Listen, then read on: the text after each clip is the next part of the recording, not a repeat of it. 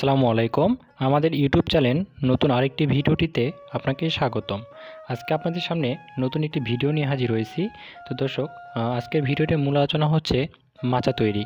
মাচা তৈরি কিভাবে করব এবং মাচার খুঁটি কত হাইট করব এবং খুঁটি থেকে খুঁটির দূরত্ব কত দেব, এ টু জেড আজকে আপনাদেরকে সরাসরি জমিতে গিয়ে দেখাবো। তো দর্শক, পুরো ভিডিওটি দেখলে আপনারা বুঝতে পারবেন। আজকে যেভাবে মাচা তৈরি করে সবাই, অনেকে ভুল ভ্রান্তিভাবে মাচা তৈরি করে থাকে এবং মাচা তৈরি করতে গেলে কিন্তু অনেক কষ্টের প্রয়োজন হয়, অনেক টাকার প্রয়োজন হয় কিংবা খুঁটির প্রয়োজন হয়।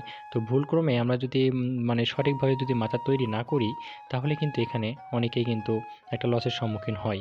দেখা যায় যে খুঁটি ছোটোখাটো করার কারণে অনেকে গত বছর মানে 2 বছর ব্যবহার করতে পারে না। তো আমরা কেমন পরিমাণে খুঁটির হাইট করব, এই বিষয়টি নিয়ে আমরা আজকে আপনার ভিডিওটিতে দেখাবো। তো দর্শক, মূল আলোচনায় ফিরে আসি। ডাবল বেডে যখন আমরা খুঁটি করতে যাই, অর্থাৎ আমরা যে জমিতে দেখাতে যাব আমরা জমিতে গিয়ে, এটাতে মূলত যেভাবে মাচা তৈরি করা হয়েছে সেটার খুঁটি, মানে একটা বাঁশের ভিতরে আমরা কয়টা ফালটা দিব কিংবা কয়টা ভাগে ভাগ করব, এই বিষয়গুলো আপনাদের সামনে আলোচনা করব। তো মূলত আমরা যারা ডাবল বেডে শসা চাষ করছি কিংবা করলা চাষ করেছি, যে ফসলটাই চাষ করেছি না কেন, তো এই খুঁটির যে মাপটা হচ্ছে, খুঁটির মাপটা প্রধানত আমরা এটা 7 থেকে 7.5 ফিট করব।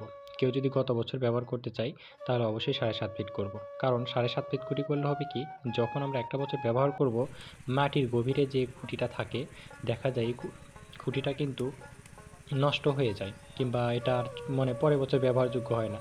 তো যখন আমরা নেক্সটে কোনো মাচা তৈরি করব, এখানে কিন্তু দেখা যায় যে তখন মাচাটা কিন্তু অবশ্যই কিন্তু ছোট হয়ে যায় কিংবা খুঁটিটা ছোট হয়ে গেলে মাচাটা কিন্তু আর ভালো হয় না। তো আমরা অবশ্যই 7 থেকে 7.5 ফিট এটা হাইট একটা খুঁটি করব। আর খুঁটি করার সময় একটা জিনিস অবশ্যই লক্ষ্য করব যে একটা বাঁশের গঠন অনুযায়ী বাঁশটা যদি মোটা অথবা চিকন হয়ে থাকে, চিকন হলে অবশ্যই 2টা ফালটা করব, অথবা যদি মোটা হয় তাহলে আমরা অবশ্যই 4টা ফালটা করে নিব। কারণ এখানে যদি বাঁশ যদি আমরা বেশি ফালটা দিই কিংবা বেশি ভাগে ভাগ করে নিই, তাহলে কিন্তু মাচাটা কিন্তু একদম দুর্বল হয়ে যায়।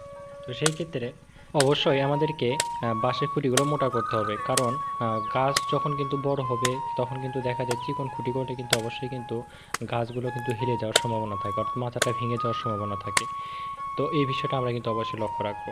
তো আমরা যেখানে যেভাবে মাচাটা তৈরি করতেছি, এই মাচাটা মূলত হচ্ছে 7 ফিটের কিছু পরিমাণে বেশি নেওয়া হয়েছে, মানে খুঁটিটা।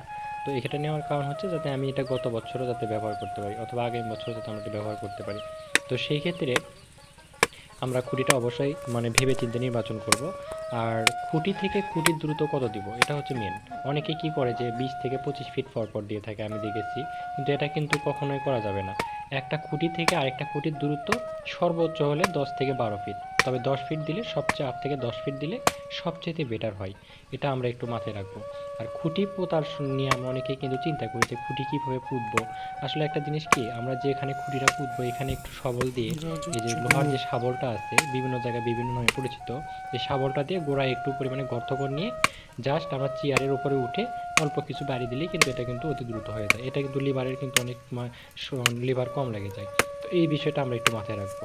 আর সুতা টানার সময় আরেকটা জিনিস লক্ষ্য রাখবো যে সুতাটা অবশ্যই মোটা মোটা সুতা দিব, অথবা যদি গুণা দিয়ে থাকি আমরা মোটা গুণা দিব, যাতে আগামী বছর আমরা ব্যবহার করতে পারি। তো দর্শক, এই ভিডিওটিতে আপনাদের সামনে যে বিষয় তুলে ধরলাম, বিষয়টি যদি বুঝতে পারেন, আর যদি না বুঝতে পারেন তাহলে অবশ্যই কমেন্টের মাধ্যমে জানাবেন। আর অবশ্যই আমার এই ভিডিওটি লাইক, কমেন্ট এবং শেয়ার করবেন। আর নতুন কোনো ভিডিও পেতে যদি আপনাদের আগ্রহী থাকে যে নেক্সট এই ভিডিওটি আমাদের প্রয়োজন, তাহলে অবশ্যই আমাদের কমেন্টের মাধ্যমে এবং বিভিন্ন শেয়ারের মাধ্যমে আমাদেরকে জানাবেন। তো ধন্যবাদ দর্শক, আজকে এ পর্যন্তই। ভালো থাকবেন।